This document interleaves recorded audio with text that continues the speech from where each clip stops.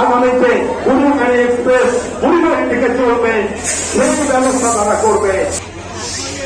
আমরা জানি যে অনেক যাত্রী ভাইয়ের অনেক অসুবিধা হচ্ছে, প্রাকৃতিক কারণে অনেকে গরমে থামছেন, অনেকে কষ্ট পাচ্ছেন, হয়তো এই ট্রেনে অনেক যাত্রী আছে, আমরা এর জন্য দুঃখিত। অনেক রুগী হয়তো আছে যারা কষ্ট পাচ্ছে, আমরা এই জন্য মর্মাহত। তবে আমাদের এই ন্যায্য দাবিটি সরকারের কানে পৌঁছানোর জন্য এর বিকল্প আমাদের কাছে কিছু নাই।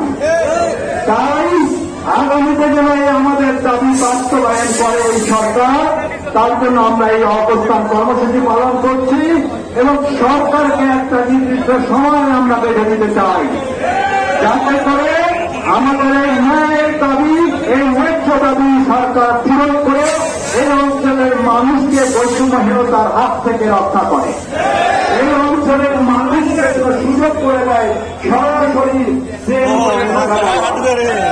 আপনারা এটাকে ন্যায্য দাবি মনে করেন তো? ইনশাআল্লাহ একটু কষ্ট হতে জানি, কিন্তু কষ্ট সহ্য করতে হবে।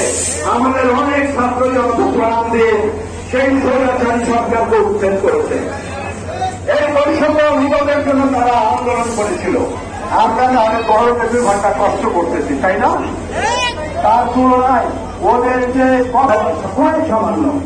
তো আমার বিশ্বাস এই ন্যায্যতার উপরে প্রতিষ্ঠিত এই অন্তর্বর্তী দলের সরকার আমাদের দাবিকে মেনে নেবে এবং এই অঞ্চলের মানুষের আশা-আকাঙ্ক্ষাকে সম্মান দিয়ে আগামীতে বুড়িমারি এক্সপ্রেস বুড়িমারি থেকে চলবে, সেই ব্যবস্থা তারা করবে।